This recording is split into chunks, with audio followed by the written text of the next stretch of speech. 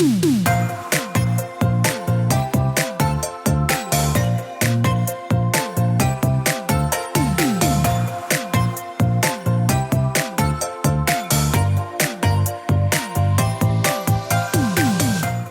to the Plant-Based Podcast.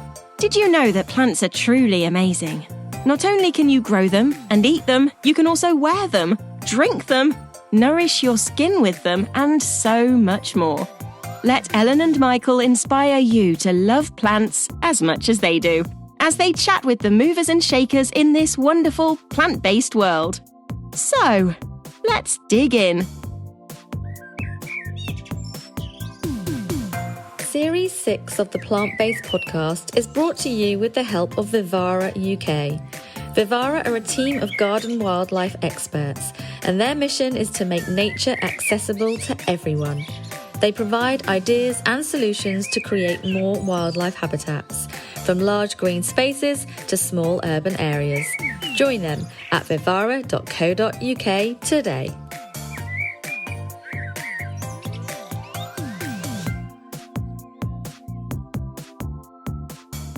Hi, it's Mr. Plant Geek here. I'm star of the Plant-Based Podcast, and we're fading Ellen out, actually. So this episode is me as a solo artist. You're never going to be able to fade me out, Michael. It's like when Siobhan left Bananarama, because she then joined with Shakespeare's sister. I don't know, but anyway, Ellen, so I'll find a way. Basically, what you're saying is, if you fade me out, I'm going to go and be the plant-based partner of somebody else in the horticulture.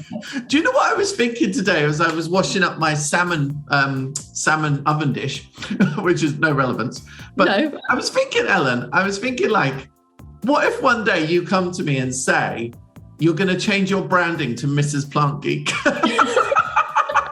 And like, it would be really awkward because I couldn't really say no, could I? Because it's like your name and your words. But like, yeah, wouldn't that be weird? Michael, that would be the funniest thing. First of all, don't worry, I'm not going to do that. But secondly, that would be hilarious considering that most people think we're already married as it is. So it would be like Mr. and Mrs. Plant Geek. And you'd be so annoyed with me and I'd find it hilarious. Oh, God. So anyway, why are we fading you off for this episode? Well, for this podcast episode, I am more than happy for you to fade me out because you have bagged an absolute piece of gold, haven't you? Gold? I've been to Keukenhof, actually, and I've been in Holland for a couple of weeks. I didn't even imagine like interviewing Keukenhof, but they actually suggested it and I jumped at the chance. And I had an interview with the top gardener and designer. His name is Frans, but I keep calling him Fritz. But yeah, it was absolutely great. It is gold, and we got a chance to ask all those questions that you always wonder about, how they plant it, how they get the longevity, how they get the uniform, like the rules they follow, what happens to the bulbs afterwards. All of those questions. I actually answered some questions that our followers had asked as well. So it's a real honor to have been there and to have done that. And yeah, it was really, really cool, Ellen. So that's why you're not there. So sorry, hon. But you can listen to it, see what you think. I will be listening to it, Michael. I hope that you've asked some of the questions that I've always wanted answering. Genuinely, how long does it take to plant those bulbs? What do they do with the bulbs when it's all finished flowering? How do they decide on their the designs and the different colours of them and the combinations and stuff? So I am super pleased that you bagged this interview for sure, and I am looking forward to hearing it. Well, I was almost wondering, next year, maybe I will really push and make a mini Keukenhof or something. You could make one on your allotment, actually. And then you could charge people to visit it.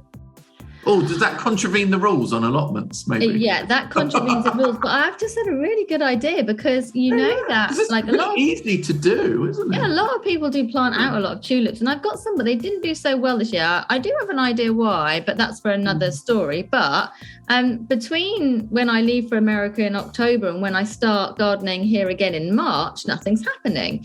So really, I could completely cover the allotment with tulip bulbs. And then when they're finished, just pull them all up and it's ready to be planted for vegetables. Definitely. Definitely. And you can make compost with them as well. And you'll hear this is how Keukenhof are working as well. So the plants go full circle, which is really, really great. So without further ado, we need to introduce that episode, don't we, Ellen? So you do, yes, since it's yours. I think I've just done it. Enjoy. Okay, this is a really, really cool day for the Plant-Based Podcast. I'm here at the Keukenhof, which is the world's largest spring bulb garden in the Netherlands. And I'm here with Frans Beijk, and he is a gardener and designer here. Yes. And we're going to talk to you about the Keukenhof, the history of the Keukenhof, and what you do here and how you put together these amazing displays, because there are 7 million bulbs here on site. Oh my gosh. And more than 1 million visitors per year from almost every country in the world. So, do you love it? Is this the best job in the world? Of course. Yeah. Wow. Yeah, how long have you worked here? I worked 4 years. Yeah. And 2 years of COVID, so 2 seasons. This is my second season. So you had 2 very quiet seasons. Yes. Because you still built the garden in those years, didn't you? Yeah, we did. Wow. Yeah, it's a little bit sad when everything is blooming and nobody's coming to look. Yeah, wow. But you had exclusive access. Yeah. So let's talk about the Keukenhof and how it first began, because I imagine it started off as a very small bulb garden. It's just got bigger and bigger over the years. Yeah. Can you give us a little kind of miniature history on the gardens here? Yeah, well, back in the day, around 1500, there was Jacoba van Beieren, and she had here an area what she used as a kitchen dune. It was all dune like here. Okay. But she used it as a kitchen, so she hunts and grows trees for apples and like that. And after 200 years, there come a castle, so it get not the name Dune anymore, but Hof. And so it's Kitchenhof, Keukenhof. And it was their garden here, but after a lot of years, there come the architect who made this park. Okay. And 70 years ago, there were growers around, and they said, we're gonna plant there our bulbs, so our clients can visit. So as a kind of promotional but tool, it's still really? A promotional of garden. course. Yeah. We've got 100 growers, and they come still here with their clients to look at their bulbs. And well, that there's coming a lot of people, it's just fine. So it started off as a promotional garden, and that's still what it is to this day. Yes. But somewhere along the way, it became an international tourist destination, which is fantastic. And it was in the beginning also, so there can come people who are not... But it were a lot of less. Yeah. And I think you can see the original entrance as well. Yes. On the side. Yeah. It's a little tiny 2 little sheds. Yes, a little ticket hut. Yeah. That's right. But now, oh my God, and you're up to 1 million visitors per year. Yeah. Wow. And you see faces from all over the world, and everyone loves to have their picture taken here. And wow, how do you work with visitors everywhere all the time? It's difficult because we want to work that it is beautiful, but we also want to answer their questions. But every 5 minutes you get a question. So wow. What can you do? You need to work in a disguise. So sometimes we work when we're closed. We're still working. Yeah. So we can do the things we can do. Okay. So you work into the evening. Yeah. And sometimes early in the morning. Yeah. Wow. Yeah, we need it. I have to say, like, if I was going to give everyone a tip on visiting Keukenhof, it is to arrive at maybe about 5:30 in the evening, because it's so quiet, and it's still open until 7:30, isn't it, in the evening? Right. And that is a lovely moment of the day. And sometimes the light is just perfect through the trees as well, because, you know, it's a bulb garden, but it's also got so many trees, and they're really delicate in how the light kind of falls through them as well. And in a few weeks, when the little leaves are coming out of trees, that's the best moment. Definitely. Yeah. How on earth do you pick the right moment? Because every season must be a bit different, right? Yes. So we don't pick it. It's most half of April to end April. Okay. That's most time the beautiful moment, but it's not always. But, it's up to Mother Nature, right? Yeah, right. Because if it's now gonna freeze again, well, it will be after April. Yeah. But I have to say, I've been in Holland for about 2.5 weeks now, and this is the first time the weather's been nice enough to enjoy the Keukenhof in high definition. Do you know what I mean? When the light is streaming down and when the light shines through the tulips as well. I'm going to tell you now, my favourite tulip is brown sugar.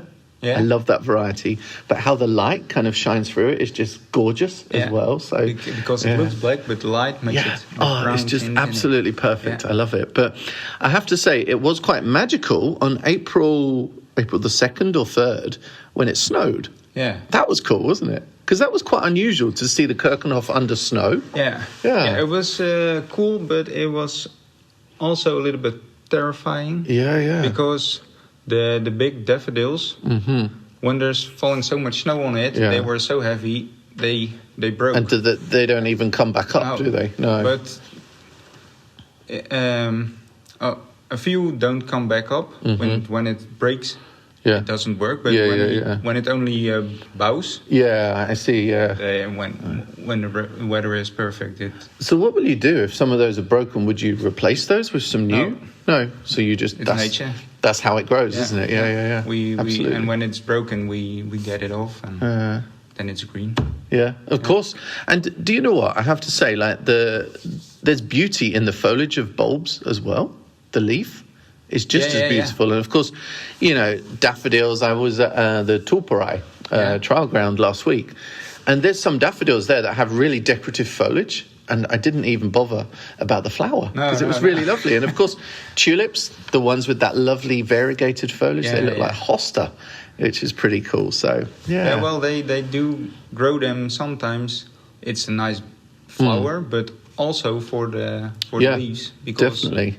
It gives something special because the leaves, when you have it in your garden, the bloom is blooming out, but leaves are still there for a week or 6. Yeah, of course. Yeah. So when it has a bad leaf, you can let it stay. Yeah.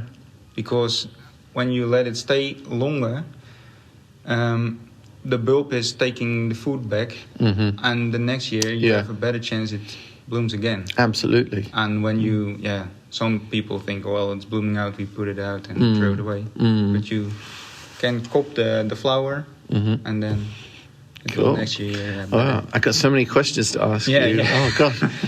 This is really fun. And you said you were going to be nervous. You're not nervous at all. Well, it looks like I'm not nervous. No.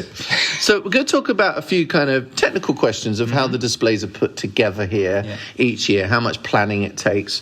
We're really fortunate to have a few questions from followers as well, from our Instagram page and from Facebook page for Plant Based Podcast. So these are real customer questions, which is really cool because I think it's nice to give home gardeners the opportunity to learn from what you do here on a larger scale, but perhaps do that in their smaller garden. Yeah. And I will show you some pictures of my garden as well later. See if you think it qualifies as a mini Keukenhof. So one of the first questions is, probably one of the most obvious ones, when do you plant the bulbs? And it takes a long time to plant the bulbs. So how do you make sure you get everything planted at the same time? When do you start and when do you finish? We start planting in October, and we will be finishing around Christmas. So we have 3 months, something like that. And it's they need the first moments before winter to make their first roots. Okay. Because they're taking already water in the bulb then, and then in the winter when it is cold, they need that cold to make from the sugars the flour. That's really interesting. So they need to be in autumn in the ground, and they need the winter for the cold, and then they will grow. If there is no cold, then wait for next year. Really? So if the weather isn't cold enough in the winter, then you might miss a year? Yeah. Really? Yeah. Oh. But it's not that you miss a year. Maybe if it's really wet or something, they are not coming again because they are, how do you say that, rotting. Yeah. So they need their flowering and their leaves so they can put energy back in the bulb for the next year. Of course.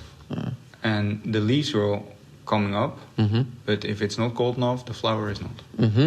Okay. And of course, do you plant them in a sequence then? Do you go with Narcissus first, tulips after, or you just plant everything in turn in the different areas of the park? Yeah, we have 3 plant groups, and they're with, 12 people per group, and they have all 3 area of the Keukenhof, what they plant, and it's going to be per grower. So some grower delivers his bulbs here, we get them to the planters, and they have the numbers of the fields where they have to put them on the like planting by numbers. Yeah. Because it's all mapped out already. Yeah, it's all mapped out. And if it is a variety of narcissus and tulips and everything, they can put it the same in the ground. All at the same time. Yeah, all at the same time. To make the design. And generally each section of the garden is a supplier, isn't it, really? Yeah. So we've got 100 suppliers, so it's in... The park is split up in 100 pieces. Okay. And when they plant, like just a little bit more technical, but do they plant by hand or? Yeah, everything is go by hand. Everything by hand. Because the fields have so different, I say that?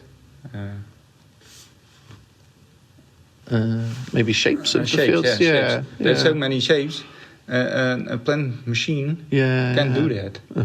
So we have to plant 7 million bulbs by hand because we plant it where we lay it. Because because you lay out the design on the ground first, and then you plant into those spots. Yeah. So first the design is on the ground, then we lay the bulbs on it, and when everything is laying down, then we start to plant. And do you use like a trowel, like a mini spade, or do you use a bulb planter? No, a spade. Okay. But you're not digging just one hole for each bulb? Yes, we do. Really? Yeah. That sounds like such hard work. Yeah. But it's not... we don't have to dig a hole. Yeah. We put the spade in the ground, and we pull it to ourselves, and then the bulbs go in the ground, and then the next, and then you close the hole again. Okay. I think there must be an easier way. I don't know. But are you something that I do want to ask is, are you worried about planting things at the correct depth or not? Because as a home gardener, we're always told to plant bulbs like 3 times their own depth, so like 1 inch, 2 inch, 3 inch. But is that something that you're taking care of? Because of course it affects the bulb, or you're not too worried?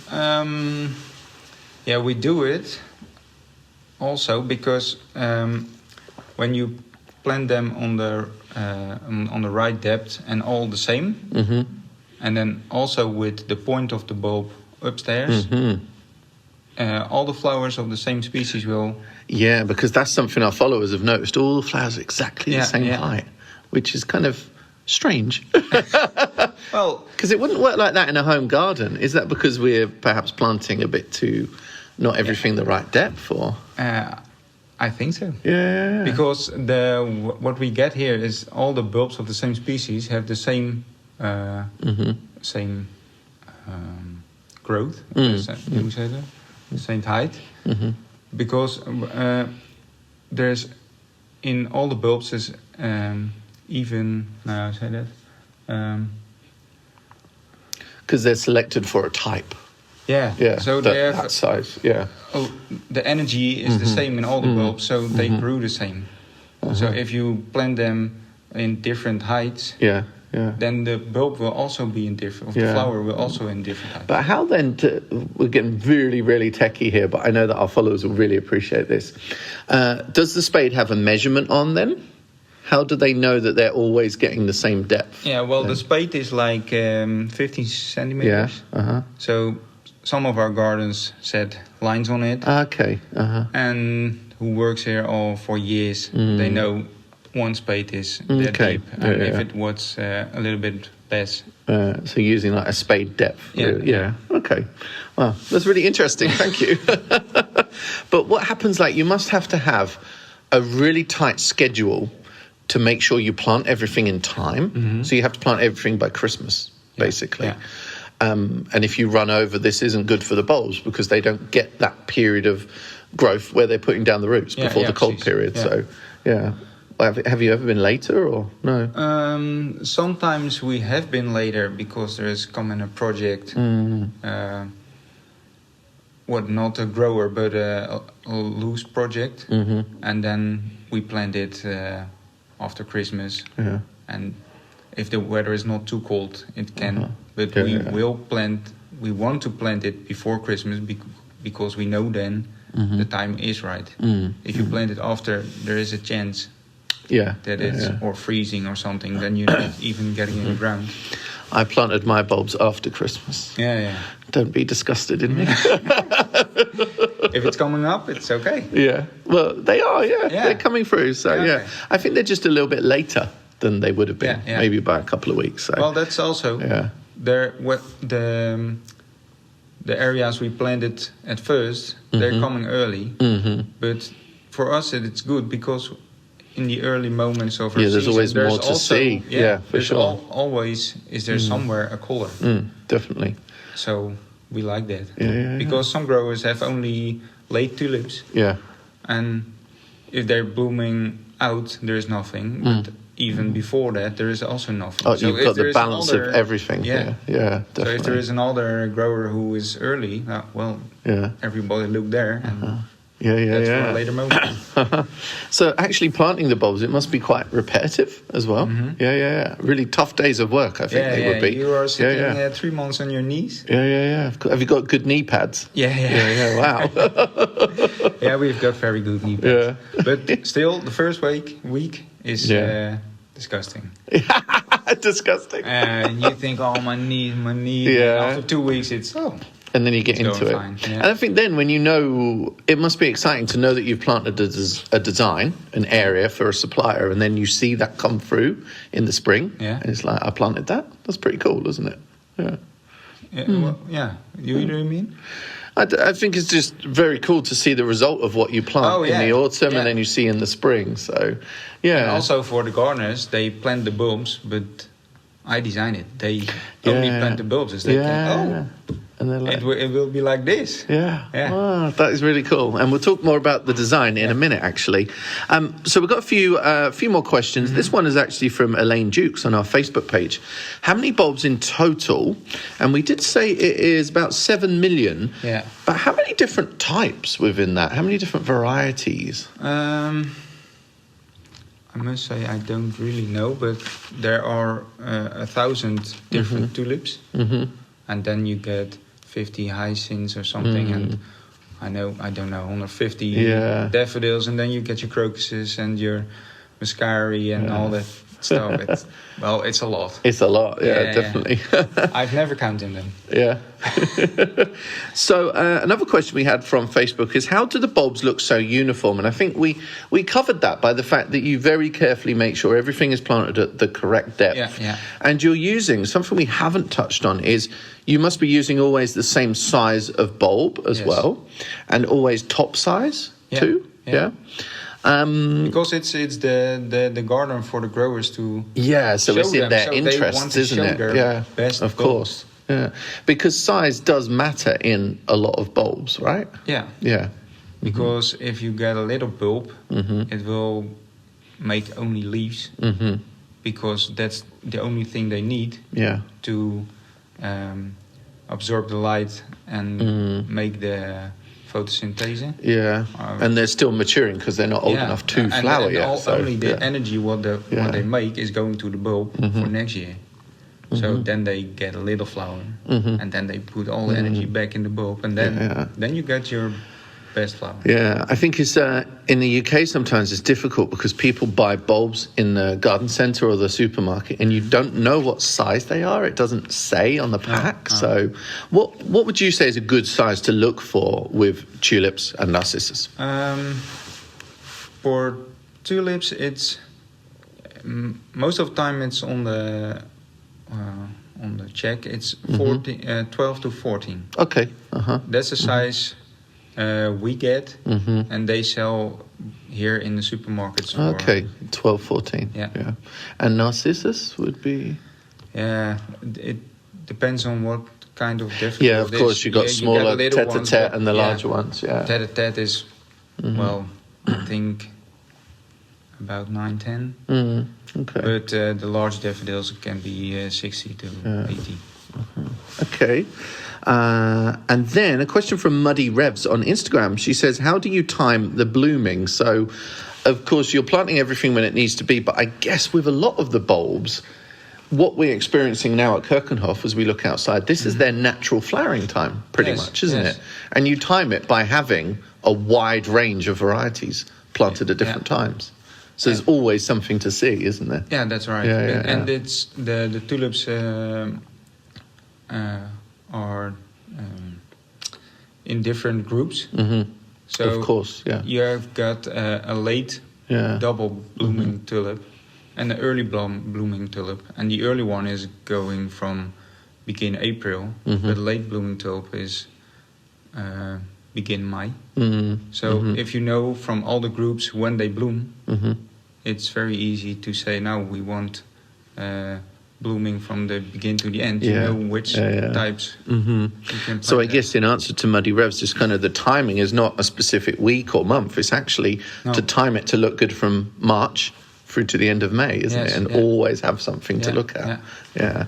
Because when I first visited 2 weeks ago, it was like there was no tulips yet because it was kind of Narcissus time at that moment. It was too early for You got only the very, very early tulips. But I still saw lots of crocus, which I probably won't see when I walk out there today. So,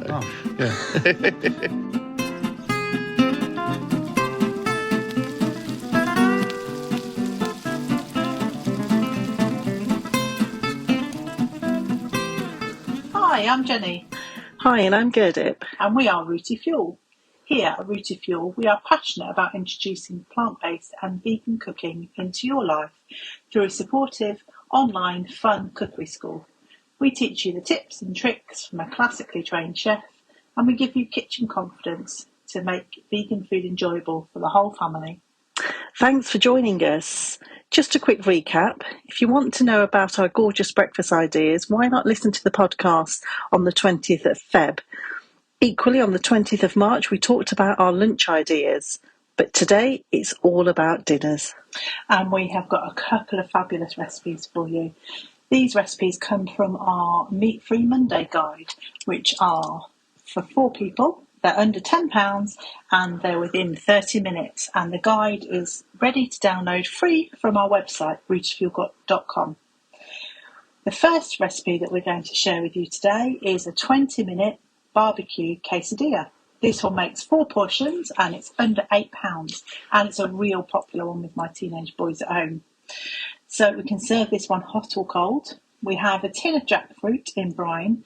So the jackfruit is a wonderful alternative to pulled pork. We also have 3 tablespoons of vegetable oil, 1 red pepper, 1 yellow pepper, 1 red onion, 200 grams of barbecue sauce, 100 grams of vegan cheese, 6 tortilla wraps.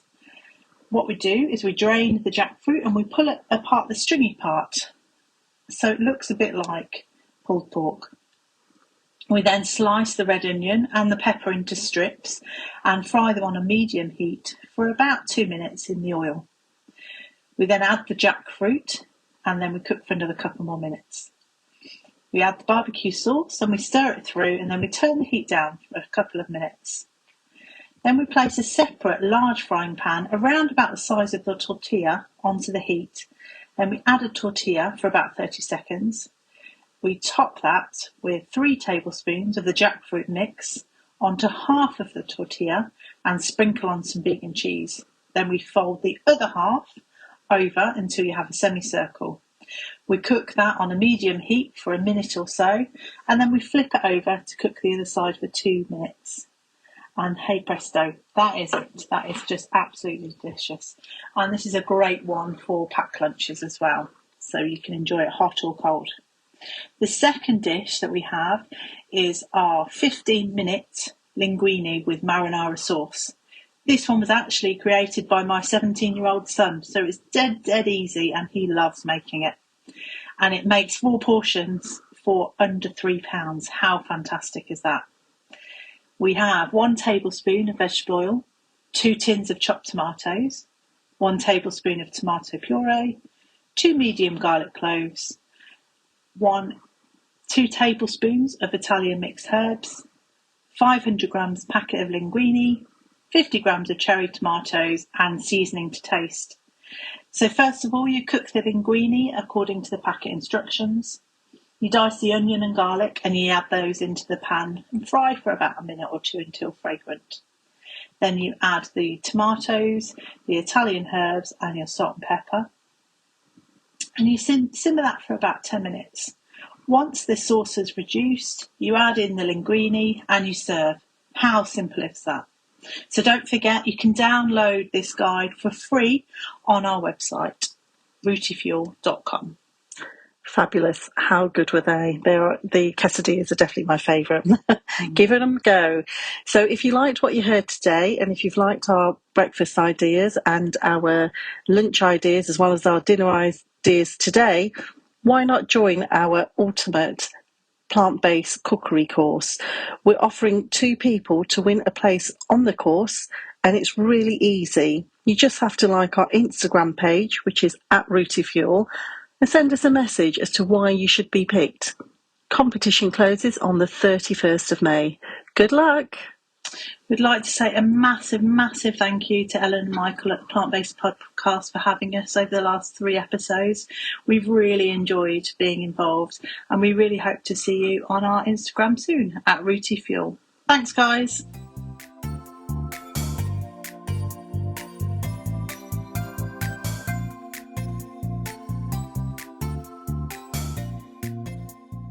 So we'll talk about the planting plans, because you're not just a gardener, you're also the designer as well. So this is a question from Hall Farm Flowers on Instagram. So who makes the planting plans and how are they developed? How are they inspired? Does the supplier have some say in that? Do you work together on the plans? Yeah, of course. It is their showing garden, so they have to say what they want to show. And so first, I will paint the fields, how it's look like in the park, and what kind of because the beds are already the shapes they are. You don't make new beds. Yeah, we make new beds. Oh, you will make new beds. Okay, not for all the growers, but I think 10 per year we make new beds. So the actual base design can change year on year. Yeah. Okay, and in the summer we. The gardeners make the field shapes in the ground already, and when the bulbs come, we plant them in that shape. But first I draw that shapes, and if I think it's fine, I'm going to the grower and I say, I have made this for you. Do you like it or not? And most time they like it. And they say, well, I have this variety of flowers for you, what you can put in there. And sometimes they say, well, this is a special one, it's new or something. Put it in the middle that everybody sees that, because that's the one we want to sell most or something. And you must have to consider height as well. Yeah. But all the groups of tulips, they say what time they're blooming, but also a little bit what height they will be. Okay. So if they say we got this and this and this tulip, I look them up for what group they are and what height they have and stuff, and then I can say, okay, I mix these two by each other because they bloom together and some with the colors it's beautiful, and sometimes I can say mix this and this because this one is early and the other is late, so they're blooming in other times. Okay. So you don't have to care of the color of the flower because it can be ugly because the one is blooming out. Yeah, they won't be there at the same. There's a lot to consider, actually, isn't there? Yeah. What I have seen a lot more of over the last few years is the mixtures, the more wild mixtures. It's almost like wild flowers in spring bulb form, which is great. And I can see from social media people are really enjoying those, and it feels like you're having a few more of those areas. Is that right? Yeah, we got a few areas where it's wild. We get. We call it Molen Forest. And Windmill Forest. Windmill Forest, yeah. And sometimes there are varieties who do it good every year. So we let them in the ground. Okay. And it's going more so they're wild coming back wild. each year because we haven't touched on that actually, and we will do at some point, but not all bulbs will come back the second year. So that is something that's in your planning as well. But here at Keukenhof, you do have wild areas that stay in the ground year on year as well, which is super to know as well. Yeah. But it's not with the normal tulip because the bigger size we get, after that it will start to split. Start to split, and then you have only leaves. So they must get out. And there's only some bulbs you can rely on for second year, isn't there? Yeah. I must admit, I worked in an industry for quite a few years. I was working at Thompson & Morgan, mail order plant company, bringing in new varieties of different bulbs and plants all from this area as well. And for many years, I knew that kind of newer, flashy varieties of tulip are really only an annual. They're really like a bedding annual, and they won't come back as a perennial year on year. And I kind of, when I planted these in my own garden, I forgot about that. And then in the second year, I was really annoyed because they didn't come through again. And I was like, what the heck? But you just have to approach them differently and just see them as spring bedding, almost the same way you would approach summer bedding like petunias or geraniums, and just see them as short term. And of course, that's how you work here at Keukenhof because you do replant each year. Okay, so how many of you is in the planting team? So you're... we have 40 gardeners, and 4 of them are in the building where the bulbs are coming in, and they get labels on it and stuff, and they bring it to the planters. Okay. So I think there is 15 gardeners per group. No, less. 12. Okay. And then with 40 people, we do it. And do these staff work here all year? Because I'm thinking, like, you plant in the autumn, you take them out after flowering, but when it's on display now, what do you do? Well, there are also... Do you just sit and have coffee or what? Yeah, we're sitting here and drinking beer and stuff. No, the trees. Yeah. We of have course. to cut them, and the grass is being must be nice, and all the new planting areas will be make. So of course the planning behind the scenes as well, isn't it? Yeah, it's a lot of planning. And it's a lot of how you say that,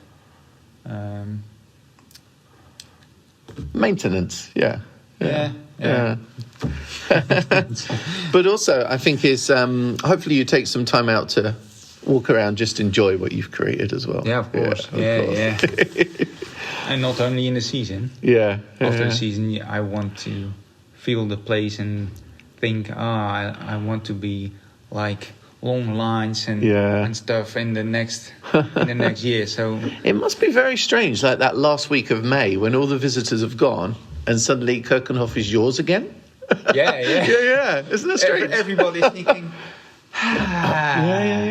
Because it is very nice, all the people. It's all so very hysterical and heavy. And you work long days, and then it's for a moment quiet. But is it sad when you see the bulbs die off? Is that a sad moment or? No, for me, not really. No, I guess, you just kind of get used to it, don't you? Yeah. I have to say, spring is my favourite season, though. Yeah, it's mine just too. so much promise. The light is just perfect. Yeah, There's so many tropical colours. Everything is fresh. Yeah. I feel like as you get to summer, it all feels a bit out of control. Yeah. You know what I mean? I don't know. I don't like it. So, a few more techie questions. We have talked about how deep you plant, but I just want to talk about the kind of spacing. Because you're going to plant closer than a home gardener would in order to kind of have that more uniform display. Would you say you're planting more closely than the textbooks would tell you to? Now, we plant for tulips 60 per square meter. Okay. Mm-hmm. So I don't think it's closer than the fields here. Yeah, but I think sometimes when you're a home gardener and on the label or on the packet it tells you plant 6 inches apart, it's kind of accounting for the whole plant. Whereas I think with something like tulips, plant close together and they actually hold each other up and kind of have that much more full display. Yeah. And I hate to see bare soil, so me too.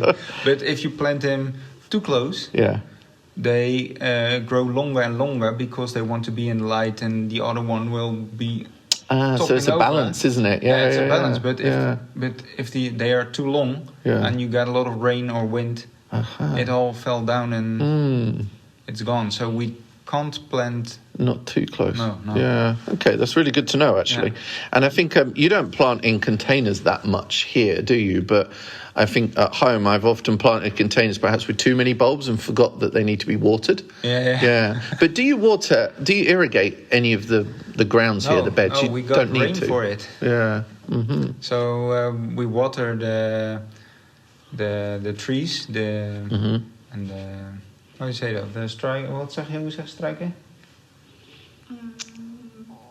The bushes. Yeah, the bushes. Yeah. And definitely the new planted bushes, because after winter we plant them in the winter, and after that they need a lot of water because they make new roots. Yeah.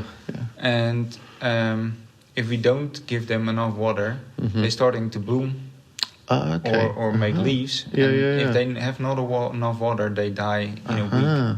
Okay. So we give them water, but the flowers, they can. Okay, the bulbs, technically. The bulbs.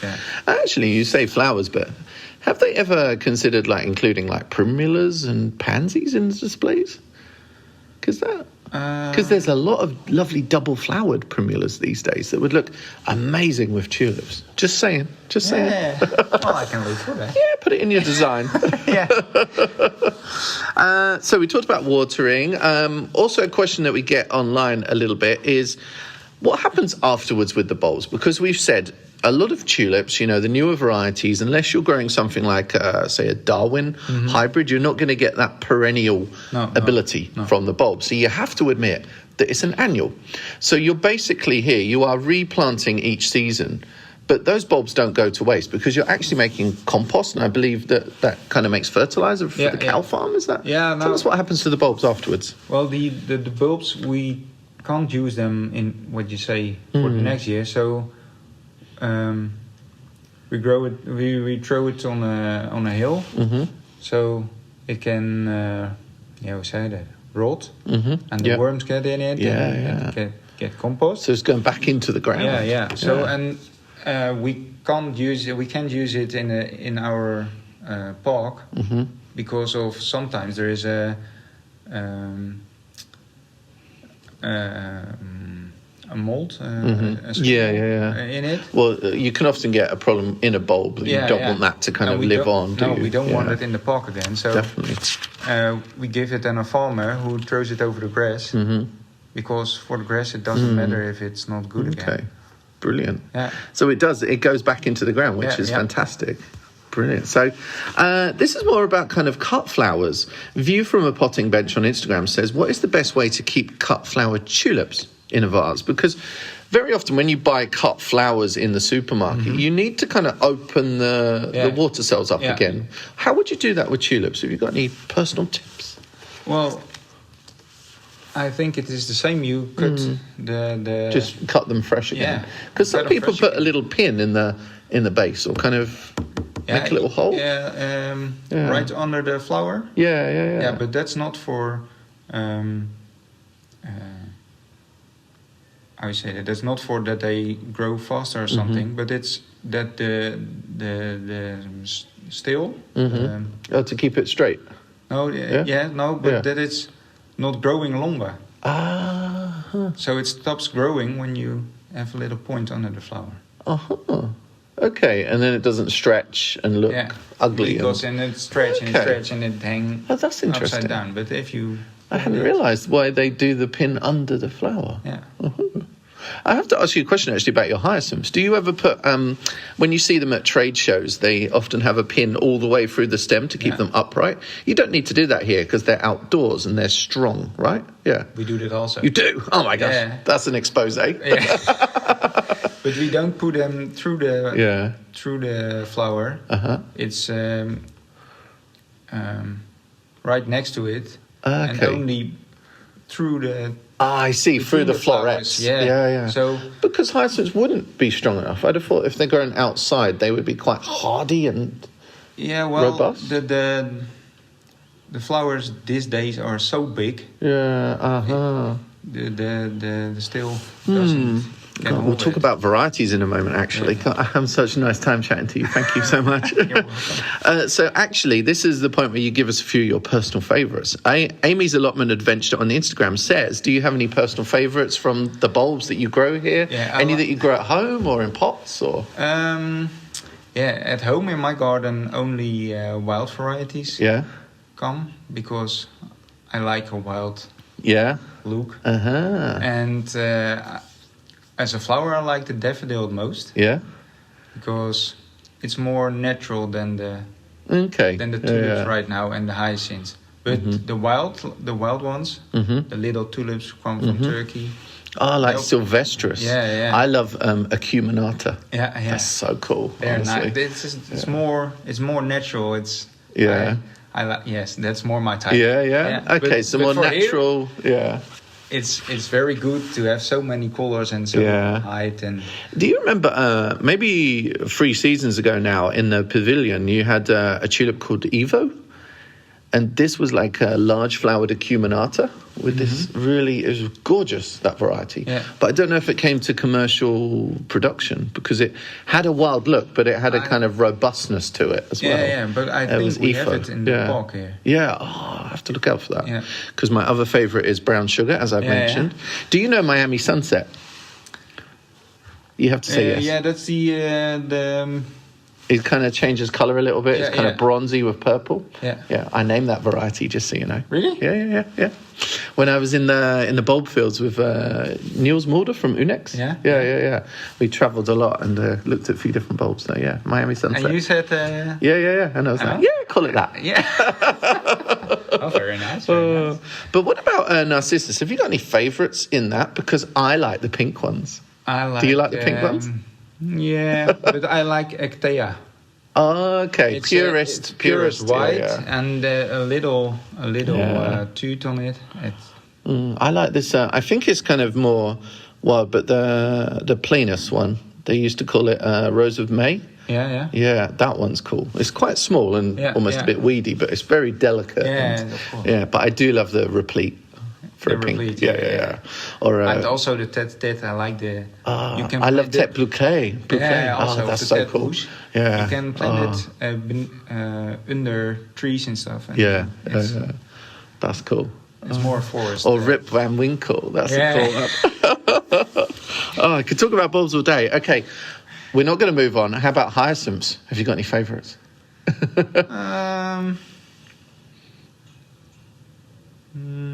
There's a nice one I've seen out there, which is like a spray one, almost like the festival ones that were released a few years ago. You know, the multi-stem types? Yeah. And there's one out there in the wild area near the crocus, and it's even more wild than that. It almost looks like a bluebell kind of thing. And that's a hyacinth? Yeah, I'll show you a picture in a minute. It's really, really cool. But hyacinths, what are your favourites? Do you like hollyhock, or is that a bit too...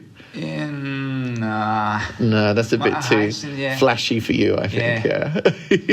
I like Carnegie because it's so pure white. Okay, yeah. And you have the varieties that is, the flower is not only the same color, but the edges of it are another color. I don't okay, know like they almost look striped. Yeah.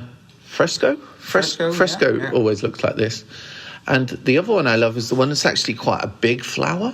Oh, I can't remember that. But do you know Midnight Mystic? Yeah. Yeah.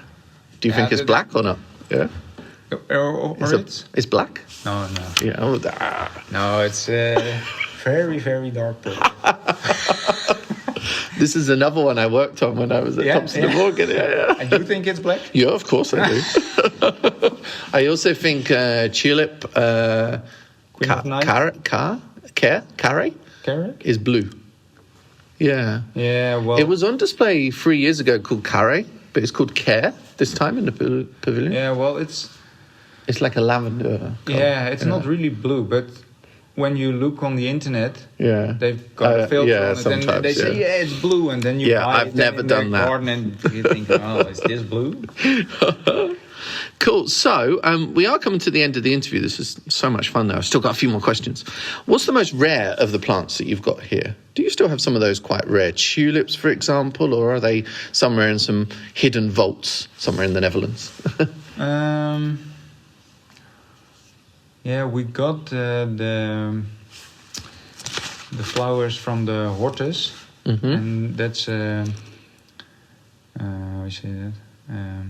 A grower in Leiden City. Okay. And they keep all the old varieties who don't get to be tilled growth anymore because, well, or it's not growing fast enough or not beautiful, or and they keep it there, and they send a few varieties every year to us so we can show the old ones, and they want the bulb back. Yeah. Because there are so little of them that they want it back, so they have to grow it further. So you grow them here in the ground or in containers? No, in the ground. In the ground, yeah.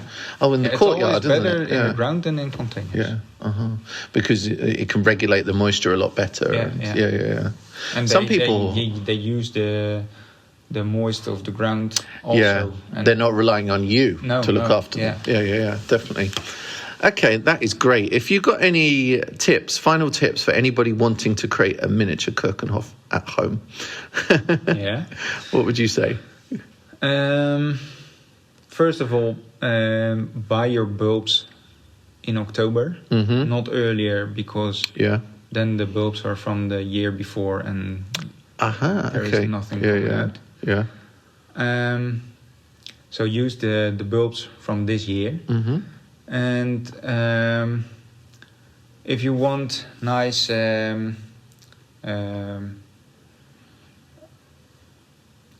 forget the word. How you say that?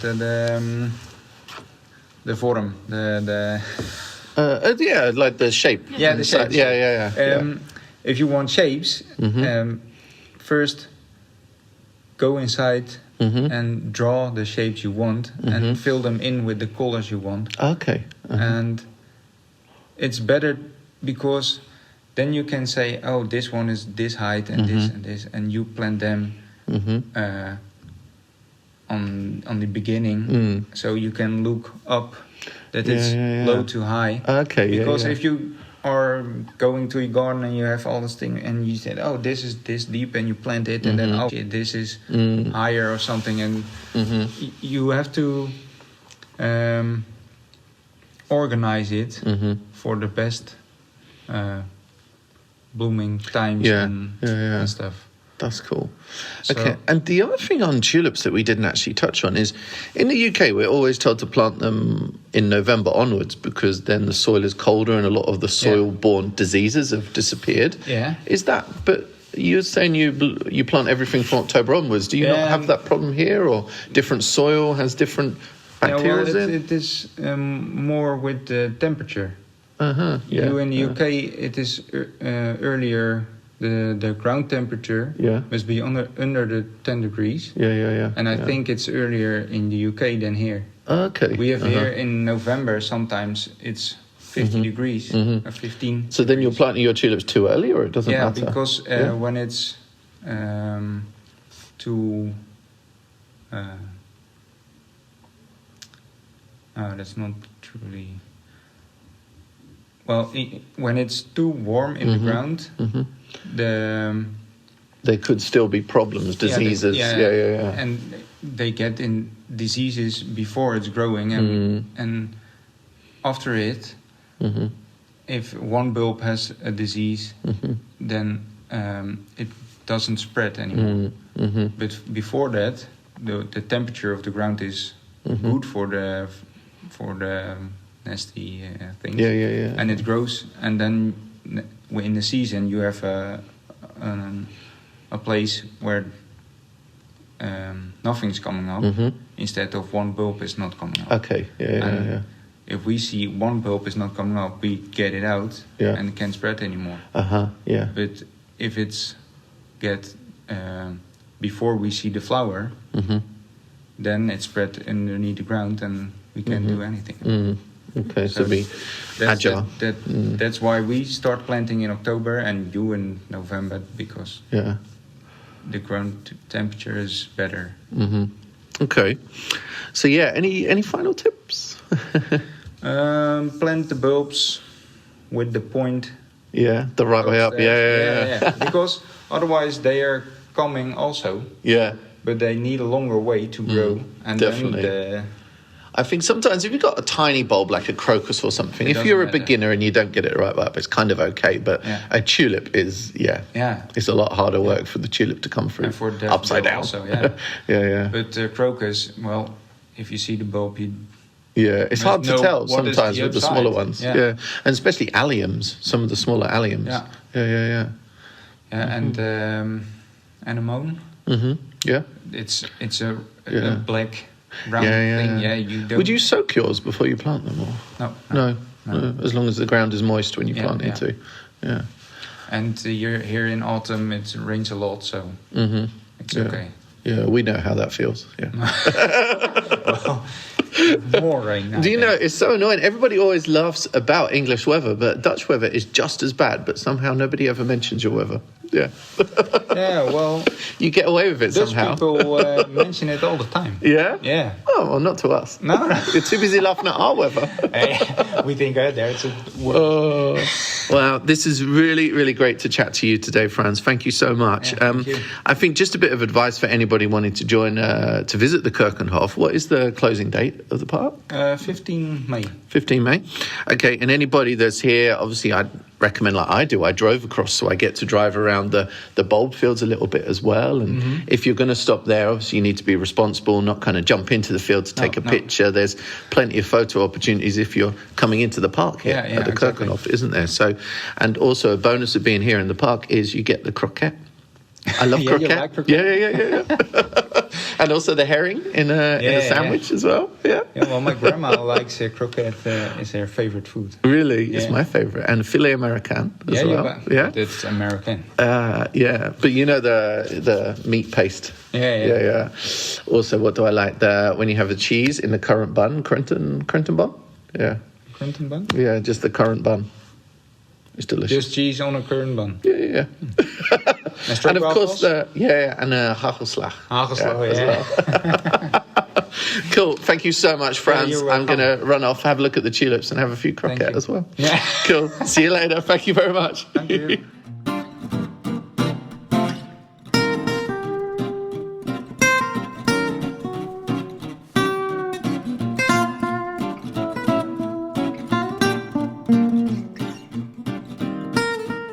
Hi everyone, it's Jason from Cloud Gardener UK. I am super excited to finally be able to tell you guys that I am going to be exhibiting this year at the Chelsea Flower Show in the balcony gardening category. I sent in my application at the start of January and I found out that I was successful at the very end of January. I think it was the 31st. And I've had to keep it a secret for all this time. And I've been bursting inside, wanting to tell everyone. The show garden is called the Cirrus Garden. And cirrus is actually a type of cloud. In fact, it's the highest clouds in our atmosphere. This is quite apt as the balcony design is based on a 20th floor apartment in a city centre. Child, let me tell you, I was going round and round in circles with different ideas for the garden, whether it be a tropical garden, a herb garden. But actually, what I had to realize is that my own balcony, the Cloud Garden, is really special and unique. So what I decided to do was create a garden based on all of the best elements of my very own Cloud Garden. This includes vertical growing through the arches. I have wildflowers, edibles, and I've even got a fish pond as well. And just like my very own fish pond on my balcony garden, I use the fish pond water to fertilize the garden. But one of the main elements of the Cirrus Garden is actually the planting list.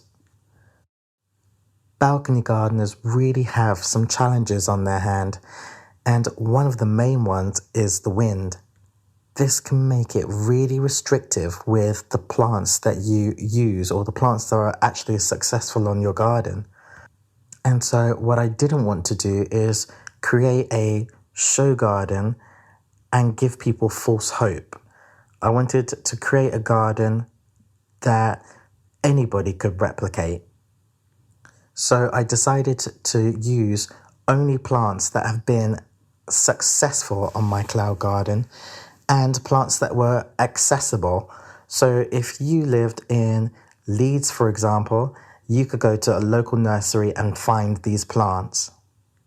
My number one mission is to get as many people turning their small spaces into green spaces. And so the key to that is accessibility. I really hope that it encourages and inspires people to get growing and see a show garden that they feel represents them, but also one that they can take elements from and actually grow at home. I can't lie, it really is a daunting prospect trying to merge a beautiful show garden with reality and practicality. But I'm really grateful to the RHS for giving me this opportunity to at least try. Also, if I'm going to keep it real with you, there's absolutely no way that I would be able to afford the Cirrus Garden for myself. So what I'm doing is, alongside the Cirrus Garden, I'm going to be showing you how to make your very own Cirrus Garden for cheap on my YouTube channel. I'm talking about repurposing containers, growing from seed, and plug plants. That way, we all get the best of both worlds. Plus, I'm going to be spilling all of the tea and vlogging this whole experience, building the show garden on my YouTube channel. So if you haven't already, you can find me on Facebook, Instagram, Twitter, or YouTube as Cloud Gardener UK. Hopefully, I will see you all very, very soon. Bye.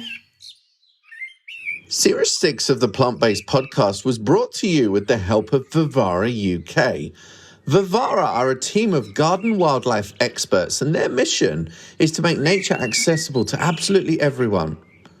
They provide plenty of ideas and solutions which can help you to create more wildlife habitats, and that's in large green spaces or even small urban areas. Why not go and join them at vivara.co.uk?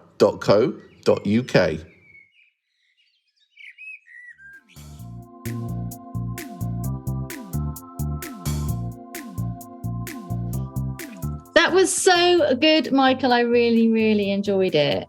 Yeah. Yeah. Wasn't it? Yeah. No, it really was. so interesting and so lovely to have that exclusive access as well. But I didn't just go there. I actually made a few different visits while I was in Holland. I was in the flower auction too. I actually met a guy randomly in Keukenhof a few days before that, and he recognized me from my Facebook page. He's a guy called Eric Breed, and he actually invited me to his breeding area, and he breeds tulips, daffodils, and I saw little baby grassy tulips that have been grown from seed, because of course it takes 5 years for them to flower, so it's a long process. And we actually talked a lot about kind of growing tulips, and he gave a few extra kind of tips that I just want to share with you now, actually, because we always talk about the kind of hardiness, and we talked about it in this episode. The Darwin types tend to be the best for coming back, that perennial ability. But we also talked about the Greggii types, which are the very short ones, more of a rockery type tulip, and Forsteriana, any of those hybrids as well. And he said the key thing for tulips, in the border, is to be kind of sunny as possible and quite dry. So kind of when you grow them in shade, that's when you have problems, because a lot of those species tend to come from the drier areas in Turkey, Iran, kind of a lot of those species like the Greggii. And he actually said that one of the good ways is to kind of keep them quite spaced. So when you plant your tulips very close, that can have the buildup of botrytis. So then you potentially do get a bulb that then won't perform the second year. But also, he said, don't even let the flower petals fall down into the kind of crown of the plant, because that again can spread that kind of excess moisture. So always let them have the wind kind of through them and kind of give them that space and that air that they need. So I think tulips kind of at the back of a rockery, especially these Greggii types in the middle of the rockery, work really well. And kind of, that was really nice extra little bit of tip that I got last week as well, Ellen. So I love that. I've been deep in bulbs, really. Just where you like to be. And while you were away, I was watering your garden and watching your tulips pop up in your garden as well. They were really pretty. I'm really fingers crossed, because we're shooting for RHS magazine on Tuesday, which is the day after, 2 days after this podcast goes out. And it's kind of the tail end of the daffodils, as you've seen, but then the beginning of the tulips is I want the daffodils to hold on, and I want the tulips to hurry up. I might get a hairdryer on them. Hold on, daffodils, just for a few more days. I think your tulips were looking like they were going to start to bloom over the next few days. I've got some of the, I'm not sure the name, but really crystallized ones. I think Queensland or something, they're coming out. But, oh my God, Ellen, we need to have a session looking at all my tulip pictures, because there's some amazing varieties out there. Oh my gosh, honestly. And there was, I can't remember the name, but there's one with a really pure blue center. There was one with really spidery flat. There's red dress. That's a cool one as well. Oh my gosh, they're just amazing. I am a tulip lover. Are you going? Am I going? Where? Keukenhof. You go to Keukenhof. I'm not going to Keukenhof this year, but I am going to see a secret tulip field in Norfolk next week. I know where that is. It's not secret. You don't? It's a different field this year. Really? Oh, yeah, it's not the same field. Ooh. But yes, so no, I can't go to Keukenhof this year, but I have absorbed myself in your photographs and reels and your podcast, which has genuinely been so enjoyable. But I will, this year I'll be sticking to the Norfolk tulip fields. Not quite the same, but still very beautiful anyway. Ellen, I just wish it was spring forever. It's my favourite season. Good. I don't like it when summer comes. Summer's all right, but it's just, summer's always out of control. I'm really sorry. I just paused then because for some reason my computer's just flinging up a load of messages at me saying that my AirPods are now connected, but my AirPods aren't even here. You're an AirPod. I think somebody close has got their AirPods on my Mac. Your neighbour's stealing your Bluetooth or your Wi-Fi. Yeah, they can probably hear what we're talking about. The neighbour's going to pop up in the podcast in a minute. You remember when there used to be two phones in your house when you were a kid, and someone would pick up the phone and then hello. But I'm so worried I've just turned my Bluetooth off because that's just really weird. You paranoia. But also, and when you'd be blocking the internet because you'd be on the phone or vice versa. Yeah. Do you remember when you'd get a cross line? This is so irrelevant, but you're on the phone chatting, and then you could hear someone in the background saying hello, and it's someone like completely different on the cross line somewhere. Oh God, how trashy! How trashy! That's what used to happen in Galston, anyway. I'm trying to think what the equivalent would be in the modern world, but I don't know if there is one. Yeah. I don't know anyway. But anyway, honestly, thank you so much for the tulip coverage. I've enjoyed it, so I hope everyone else has. Because we've had such an amazing episode for this particular end of series show, we have got an extra special episode coming out tomorrow night. So an extra episode drop, basically. Yeah, it's kind of like a goodbye Vivara episode, because we're obviously coming to the end of the series. So we had a little chat with Adam from the company, had a bit of a gossip, talk about the wildlife, talk about the secret behind their really calm, lovely kind of workspace and kind of attitude as well. So so that is out tomorrow night on Monday, Easter Monday at 7 p.m. And then obviously next weekend, we're straight into Series 7, like a juggernaut. How has that happened? Yeah. Crazy. I know. It's crazy. But yeah, there's some lovely wildlife gardening tips in the episode tomorrow night, which is really cool. And we have a really good laugh as well. So thank you so much to Vivara for sponsoring the series. It's been really enjoyable. I really just want to give a shout out also to our contributors for this series. So we've had Lorna Snaps, who has he's been there with all the gadgets. We've had Caroline Horn, who's talked about the photography for plants and giving lots of tips as well. We've also had the Cloud Gardener talking about balcony gardening. You can find him at Chelsea Flower Show. He's designing his first show garden, which is awesome. So thank you so much to you. And also Rooty Fuel with their plant-based recipes. And if you didn't catch it, rewind the podcast, because they have a competition for you, which we'll also be putting on our socials, and you can win a prize. So thank you so much to all our contributors for being part of this series. Oh, cool. See you soon. Well, see you tomorrow. Yeah, we'll be back tomorrow. See you then. Ciao.